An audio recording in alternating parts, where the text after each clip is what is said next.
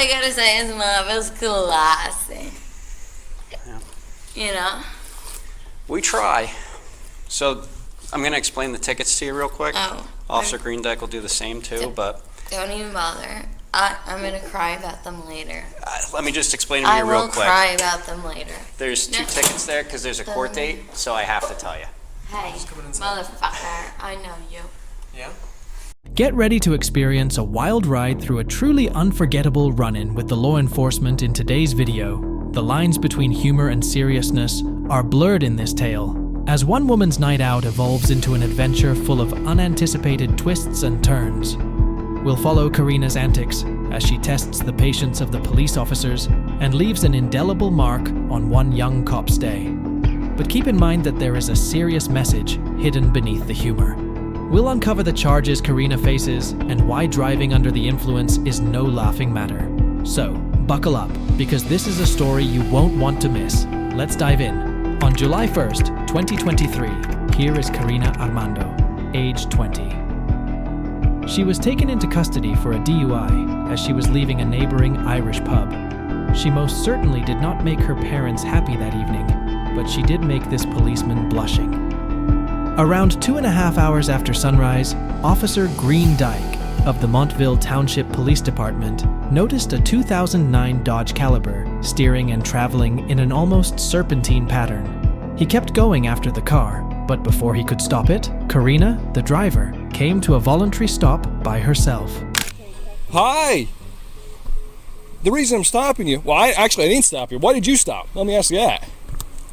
Because I've been doing this a lot. Play drama.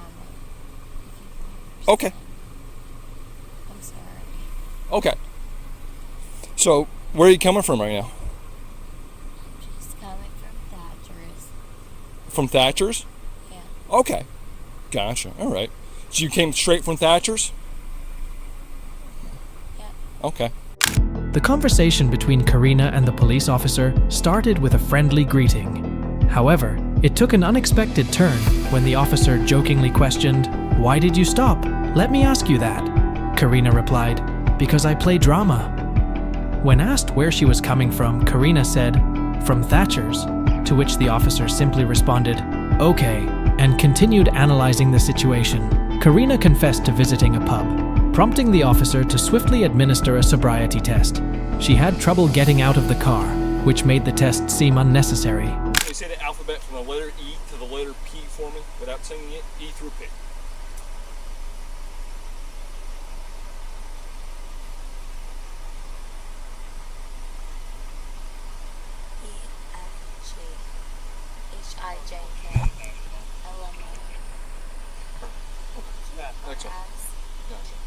The officer requested her to say the alphabets from the letter E to the letter P without actually pronouncing the letters, specifically from E through P.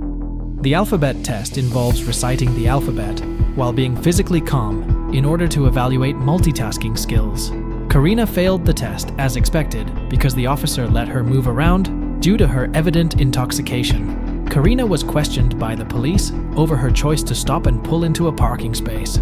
Karina responded by saying she had stopped because she wanted to follow them. The officer clarified that they hadn't pulled her over, but rather, she had stopped on her own. Karina continued, emphasizing the nearby carnival festivities and expressing her gratitude for the police officer's actions. Why did you just pull into here and stop then? Because you guys are here. And I just Oh. want to follow what Okay. the cops are telling Gotcha. me to do. Okay. Oh, I was just driving behind you, and all of a sudden you just pulled over and stopped. I didn't pull you over. You stopped. Well, Okay. honestly, the carnival stuff, I know a lot is going on. Like, you guys have done a lot. Thank you so much. Oh, you're welcome. Okay. The policeman thanked her and said, "Oh, you're welcome," in a courteous manner. Despite this, the officers had to perform several field sobriety tests before considering making an arrest, according to policy. Pivot using a series of small steps and take 9 steps back, okay? While you're doing that, I want you to count each step. I want you to look down at your feet and you're going to do the test in one continuous sequence. Okay, and we're not going to vape on that right now. Oh. You understand? One, I'm two. hold on. Hey, relax. Back up over there, and begin.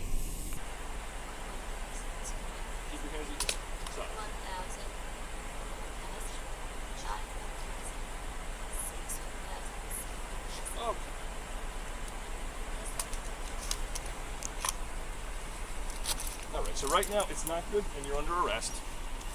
All right. For driving while intoxicated. You have the right to remain silent.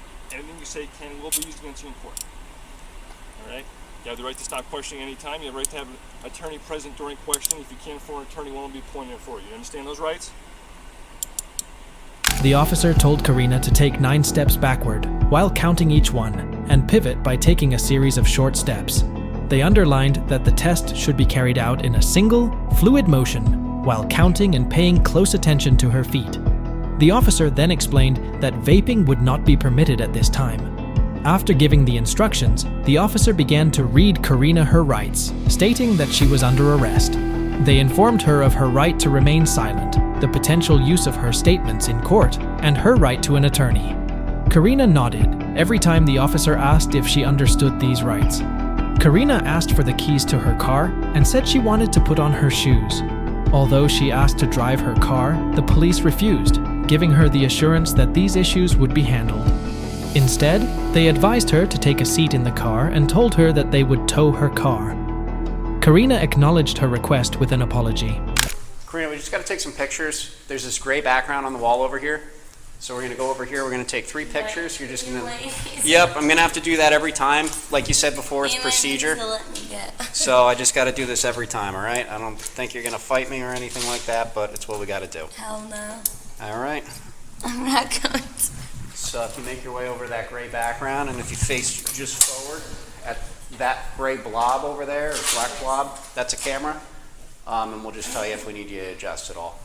So if you go ahead and look straight on at it for me until we get you to do the next one, that'd be good. All right. Turn to face the door. You face the door just the direction I'm facing, 90 degrees. Karina was spoken to by the police, who explained the necessity of taking pictures against a gray wall. She was reassured that it was a routine thing, as he highlighted that it was standard procedure. He asked her to participate and told her to stand in front of the camera with a gray background, saying he would help her if she needed to make any adjustments. He directed her to turn and face various ways as the process went on to ensure that several viewpoints were recorded. Karina inquired if this was all that was required, to which the officer confirmed and asked her to take a seat. Don't cuff me back. My voice. All right. This hand or this hand? Okay. One that's not struggling. All right. Here, I don't want to get it on your jewelry there. All right. When Karina joked that she didn't want to get handcuffed again, the officer asked which hand she wanted, so it wouldn't get in the way of her jewelry or outfit. Do you understand these rights which I have just read? When the officer asked Karina if she understood the rights that had been read to her, she simply replied, yes. The officer expressed appreciation for her understanding and acknowledged it. Karina then inquired in a provoking manner about the officer's marital status, to which he replied, I am. Karina made a humorous remark about the officer's wife, stating, she's lucky. Playfully, the officer replied, my wife will appreciate that actually. The officer then went on to go over Karina's rights and the procedure for taking a breath sample, adding that if she refused, she would also face penalties for the DUI. Pete, the law requires you to submit samples of your breath for testing. Will you submit the samples of your breath? No. No? No. Your answer is not acceptable. The law requires that you submit samples of your breath for breath testing. If you do not answer, or answer with anything other than yes, I will charge you with refusal. Yeah. That's okay. Now I ask you again, will you submit the breath testing? No.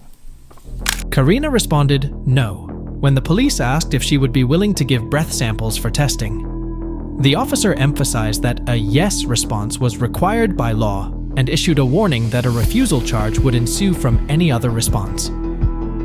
At first, Karina gave a non-committal, "Yeah, that's okay." But when asked further, she strongly said, "No."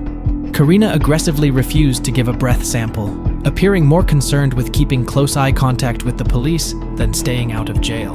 Not only did she decline the breath test, but she also refused to cooperate with the standardized questionnaire. Because she would be released until her first court appearance, the cops agreed to allow her to call her father, who would pick her up. So, Karina, you'd refuse to answer any of these questions that I have to ask you?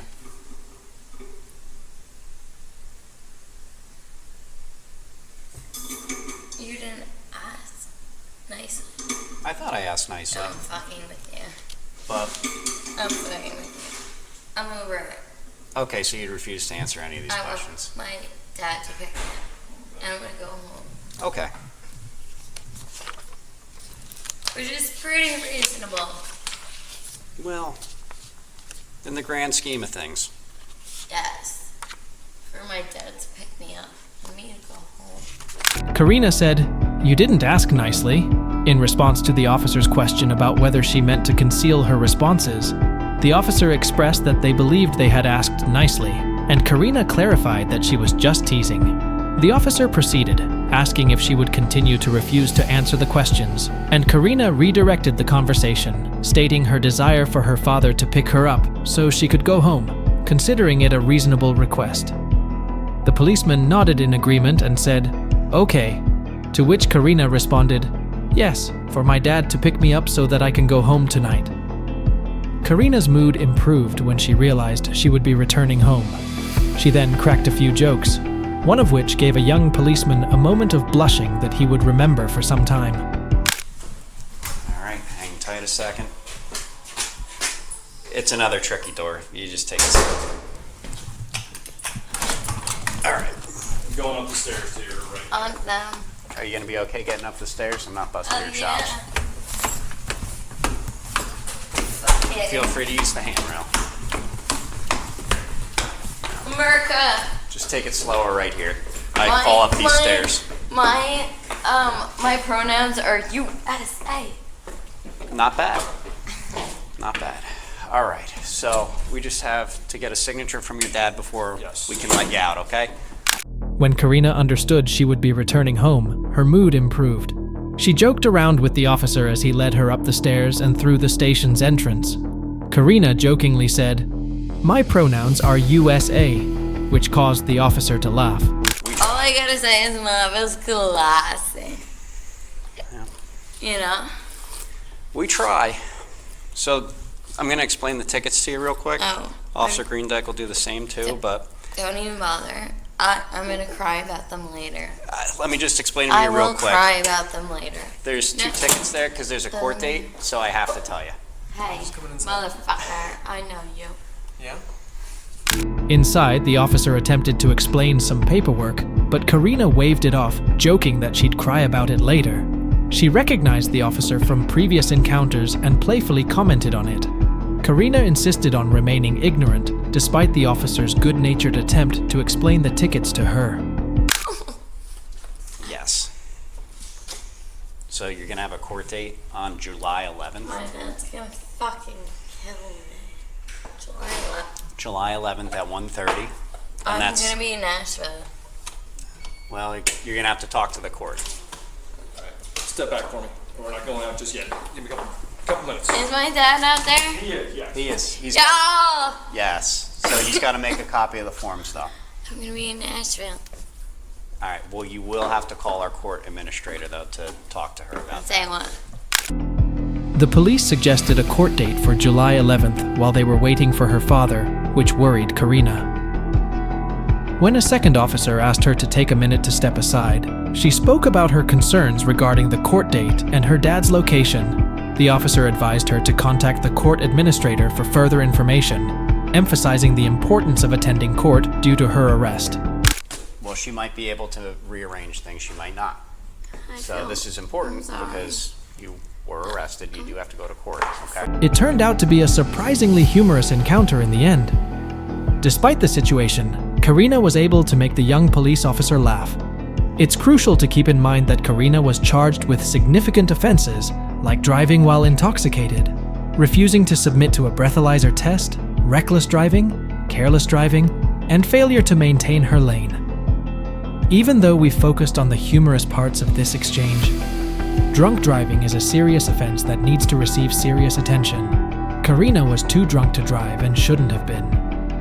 Thank you for watching. Please don't forget to watch our next video on the channel or to subscribe, like, and leave a comment.